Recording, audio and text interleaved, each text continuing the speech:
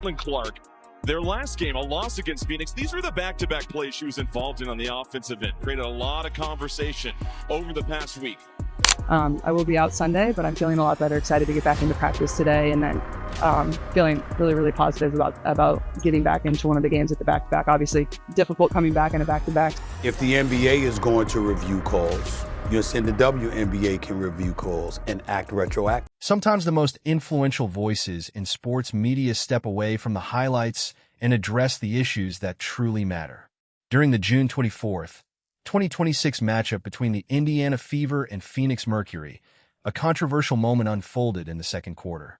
As players scrambled for a loose ball on the floor, Alyssa Thomas appeared to make contact with Caitlin Clark's neck while Clark was down on the court.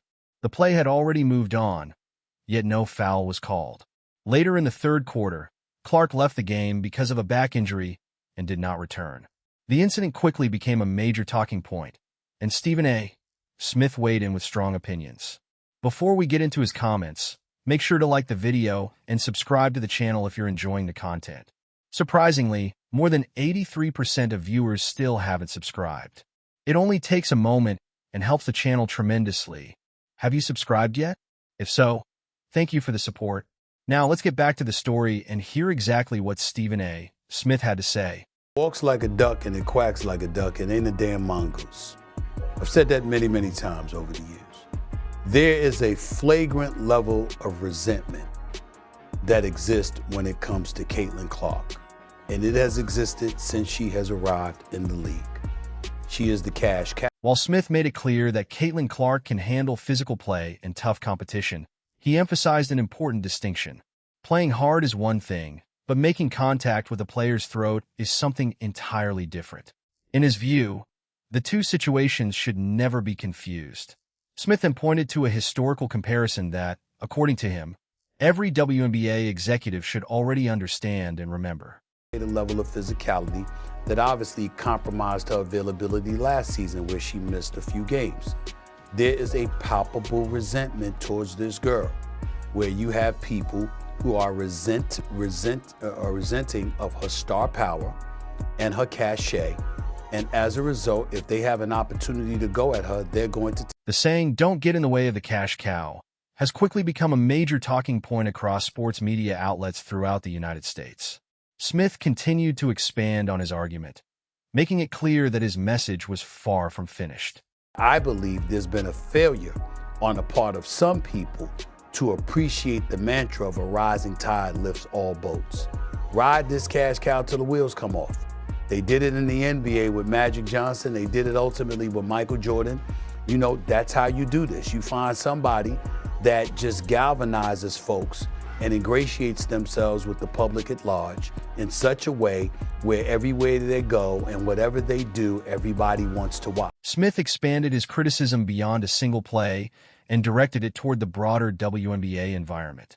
At the same time, he praised Stephanie White for addressing the situation head-on. He pointed out that an official was positioned right on the baseline and had a clear view as contact was made with a player who was already on the floor. Yet there was no whistle, no foul call, and no immediate consequence. Later in the third quarter, Clark left the game because of a back injury and did not return. Following the game, Stephanie White stepped to the podium and delivered the comments she felt needed to be made, bringing even more attention to the controversy. In here aware of what happened 2 nights ago? And that still happens? What? Absolutely unacceptable. No, she didn't, dude. Absolutely she just unacceptable. Cursed. And the reckless closeout that they actually reviewed, and the foot still comes down on top of the defender's foot that wasn't upgraded? Absolutely disrespectful. The day after the game, the WNBA reviewed the play and upgraded the incident to a flagrant 2 foul. The league also issued Alyssa Thomas a $1,000 fine and a 1-game suspension, ruling that her contact with Caitlin Clark's neck was a dangerous, non-basketball action. The decision drew significant attention because no foul had been called during the game itself. Thomas later served the suspension, sitting out her team's next contest as the league enforced its disciplinary ruling. WNBA is putting itself Well, in the category of the WWE, where you don't really talk about the games, you talk about all the stupid stuff that's surrounded. They're also trying to make Alyssa Thomas a victim for the throat punch heard around the world of Caitlin. Mercury head coach Nate Tibbetts did not react quietly to the league's decision. Before Alyssa Thomas served her suspension, he spent several minutes publicly defending his player. Tibbetts argued that the punishment appeared to be driven more by social media clips and screenshots than by a full review of the incident. He insisted that Thomas was not a dirty player and pushed back against accusations that the contact was intentional. He also criticized comments made by Stephanie White, suggesting they unfairly influenced the narrative. According to Tibbetts, the league never spoke with him, Thomas, or members of the team's security staff before handing down the suspension, a process he believes should have included a broader investigation. My disappointment with the suspension process by our league and our leaders in the W. This was not a thorough investigation, in my opinion. The people involved were not questioned at all. It's extremely disappointing. No one from the league called AT, our security team, or myself about what we felt like happened in this situation. There is a protocol to be followed. Just coming from the NBA, there's been many investigations that I've heard about that there was calls on both sides, and that was not done in this situation, and that's disappointing. On June 30th, Alyssa Thomas publicly addressed the controversy for the first time. She maintained that the play was completely unintentional and said she did not fully understand the reaction to the incident until after the game had ended. Thomas also revealed that she and several of her teammates had received racist messages and even death threats in the aftermath of the situation. Beyond discussing the play itself, she expressed frustration with how the matter had been handled and directed criticism toward WNBA Commissioner Kathy Engelbert, adding another layer to an already heated debate. Today, it's basketball. Basketball is meant to be physical. Like I said, I didn't even know that play happened. If you watch the clip back, no one in the stands, their bench knew that it happened. Thomas maintained that the contact during the play was entirely accidental and denied any intent to harm her opponent. At the same time, the discussion surrounding the incident shifted toward the broader aftermath, with attention focused on both the on-court action and the reaction that followed. Critics argued that officials failed to intervene when Clark was on the floor, allowing the controversy to grow even larger. Many observers believe two things can be true at once. Players deserve protection from harassment and threats, while the league also has a responsibility to address dangerous plays appropriately. The WNBA is expected to safeguard every athlete on the court, and incidents involving significant contact cannot simply be dismissed without careful review and accountability. Now we're being painted as thugs and there's death threats out on us, so it's really unacceptable. It is something that needs to change in this league, and I'm just really sick and tired. Fans had plenty to say about the situation. As soon as Smith's comments began circulating online, reactions poured in across social media platforms. Many supporters argued that Caitlin Clark's popularity is forcing the WNBA to confront the realities of operating as a major revenue-generating sports league. One fan pointed out that Clark has helped drive record-breaking viewership while continuing to face intense scrutiny and controversy.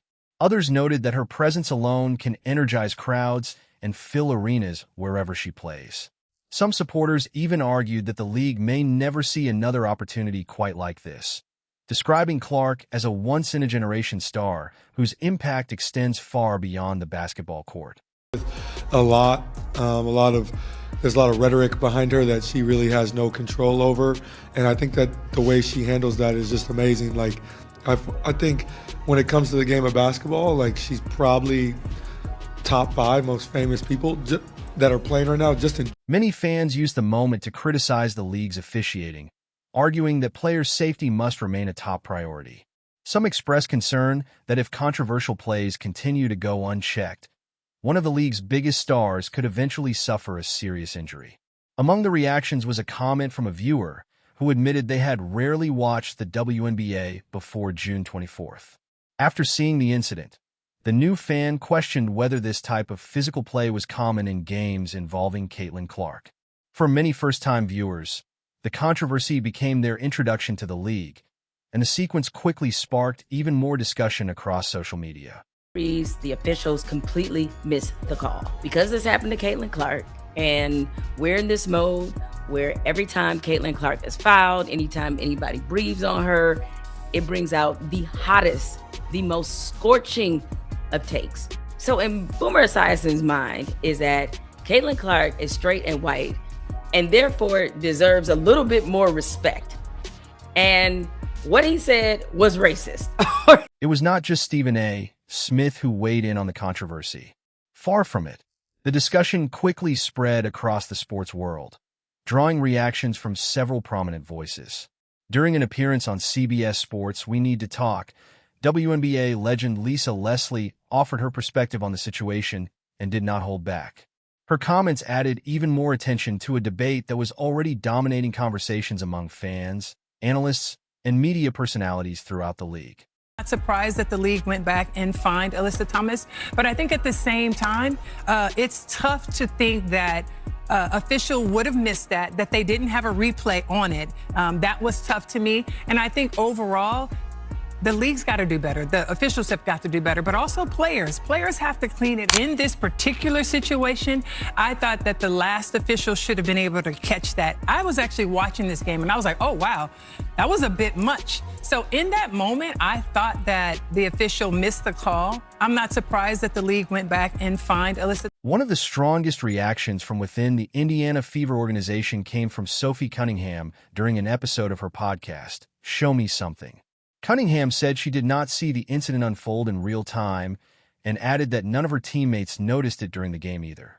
She stated that if they had seen it happen, they would have immediately stood up for Clark.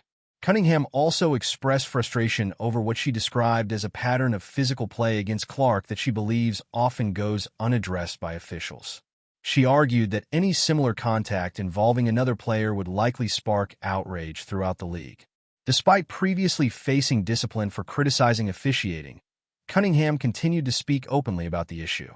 The debate soon expanded beyond basketball circles, with former NFL star and two-time Super Bowl champion LaShawn McCoy weighing in and drawing comparisons to similar situations involving high-profile athletes in other sports. Michael Jordan was the man. The NBA made sure, all right, we can't be doing the Pistons. Y'all can't be doing it to him no more. Give me another star, LeBron. Right, they made this whole big thing about him going to different teams, all that. It's the king.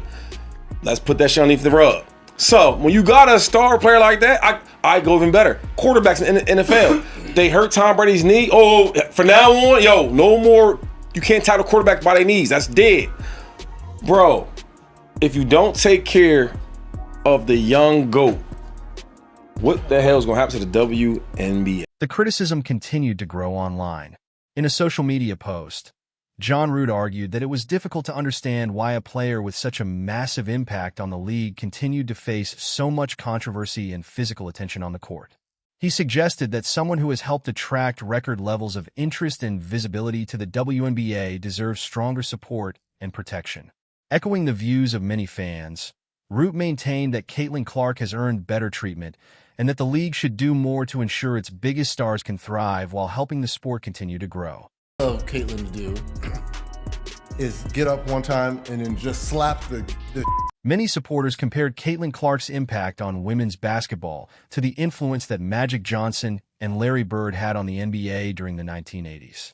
Their rivalry helped elevate professional basketball to new heights, attracting larger audiences and transforming the league's popularity.